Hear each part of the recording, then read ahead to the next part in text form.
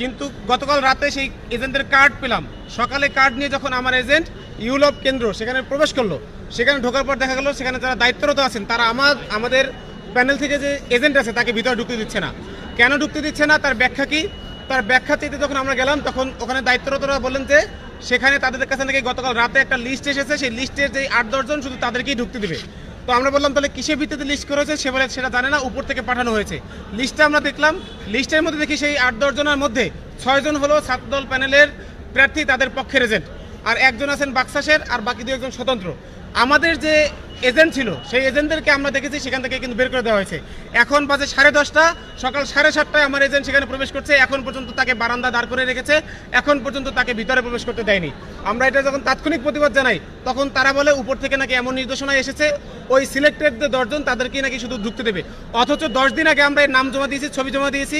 গতকাল রাতে আমাদেরকে কার্ড দিয়েছে, সেই কার্ড নিয়ে আমাদের এজেন্ট গেছে, তাকে কিন্তু এখন পর্যন্ত ঢুকতে দেওয়া হচ্ছে না। এই ধরনের যে একটা পক্ষপাতমূলক যে ডাকসু আয়োজন এখানে চলছে, আমরা সেটার তীব্র নিন্দা জানাচ্ছি এবং আমরা মনে করি ঢাকা বিশ্ববিদ্যালয়ের শিক্ষার্থীরা প্রশাসনের এই ধরনের পক্ষপাতমূলক নির্বাচন আয়োজনের তারাও এটার প্রতিবাদ জানাবে তাদের ব্যালটে ভোট দেওয়ার মাধ্যমে। আপনারা জানেন এখানে যে 10 জন প্রার্থী আছেন এজেন্ট ভিতরে তারা নিয়েছেন, তার মধ্য থেকে 6 জন হলো ছাত্র দলের। আমি সেখানে গিয়ে দেখি ছাত্র দলের তাদের এজেন্ট হলো 6 জন।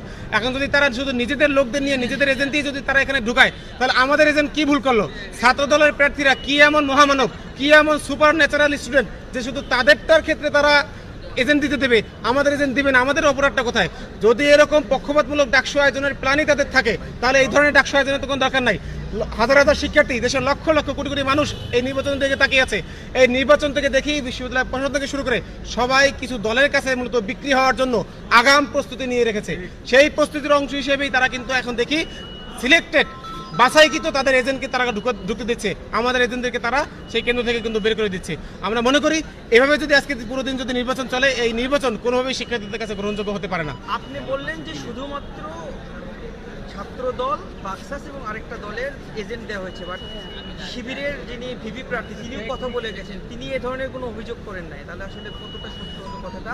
আরেকটি বিষয়, অন্যান্য কেন্দ্রে আপনাদের এজেন্টের কোনো সমস্যা হয়েছে, অন্যান্য বাকি যে কেন্দ্রগুলো রয়েছে?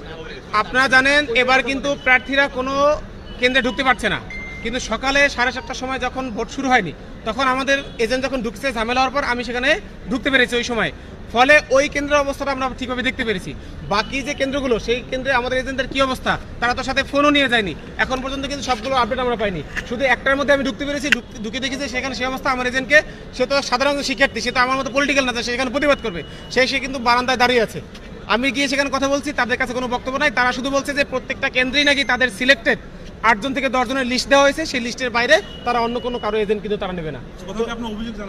এটা আমরা তাৎক্ষণিক ওখানে কেন্দ্রে যিনি আছেন তাকে অভিযোগ জানিয়েছি, তিনি বলেছেন উপর থেকে সেটা তাকে বলেছে। আমরা সেই উপর থেকে একদম সিনেটে যে নির্বাচন কমিশন অফিস, সেই অফিসে গিয়েছি, সেখানে যে সিআরও আছে তাকে আমরা অভিযোগ জানিয়েছি, সে বলছেন তিনি দেখছেন বলার পরও এখন পর্যন্ত 1.5 ঘন্টা পার হয়ে গেছে, এখন পর্যন্ত আমার এজেন্ট কিন্তু কেন্দ্রের বারান্দায় দাঁড়ানো আছে, তাকে এখনো ভিতরে ঢুকতে দেওয়া হয়নি।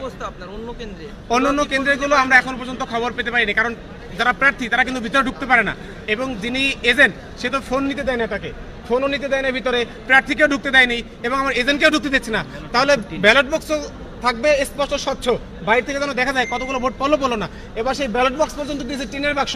তো এই ধরনের চোখে টিনের বাক্স লাগাই তারপর যে নির্বাচন, এই ধরনের নির্বাচনকে আমরা কিন্তু আসলে কোনোভাবেই সাদরে গ্রহণ করছি না। আমরা মনে করছি ঢাকা বিশ্ববিদ্যালয়ের শিক্ষার্থীরা এর প্রতিবাদ জানাবে।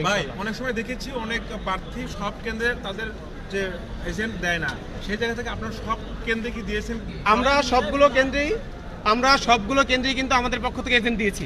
এখন আমরা জানি যে কি অনেক এজেন্ট হলে সমস্যা, আমাদের প্যানেলে 28 জন, সেই 28 জনের পক্ষ থেকে কিন্তু আমরা প্রত্যেকটা কেন্দ্রে 2 জন করে এজেন্ট দিয়েছি, কিন্তু কি দেখলাম আমাদের এজেন্ট থেকে সেখান থেকে বের করে দিচ্ছে। আমি সকালে রিকোয়েস্ট করলাম, স্যার আমাদের পক্ষ থেকে আপনি ছাত্র দলের 6 জন রাখেন, অন্য দলের 10 জন রাখেন, আমার কোনো আপত্তি নাই, আমার পক্ষ থেকে 1 জন অন্তত রাখেন, যার মাধ্যমে আমি জানতে পারবো যে আমার শিক্ষার্থীরা ঠিকমতো ভোট দিতে পারছে কিনা, ভিতরে কোনো ইলেকশন ইঞ্জিনিয়ারিং চলছে কিনা আমি যেন ওই একজনের মাধ্যমে জানতে পারি।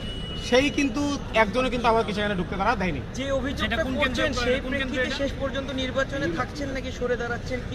আমরা এখন পর্যন্ত নির্বাচনে আছি এবং আমরা মনে করি ঢাকা বিশ্ববিদ্যালয়ের শিক্ষার্থীরা জানে আমরা কখনো আচরণবিধির বাইরে কিছু যাইনি। আমরা একটা পজিটিভ রাজনীতি ঢাকা বিশ্ববিদ্যালয় ক্যাম্পাসে করি। শিক্ষার্থীরা এই ধরনের বৈষম্যের জবাব তাদের ব্যালট বক্সের মাধ্যমে দেবে ইনশাআল্লাহ।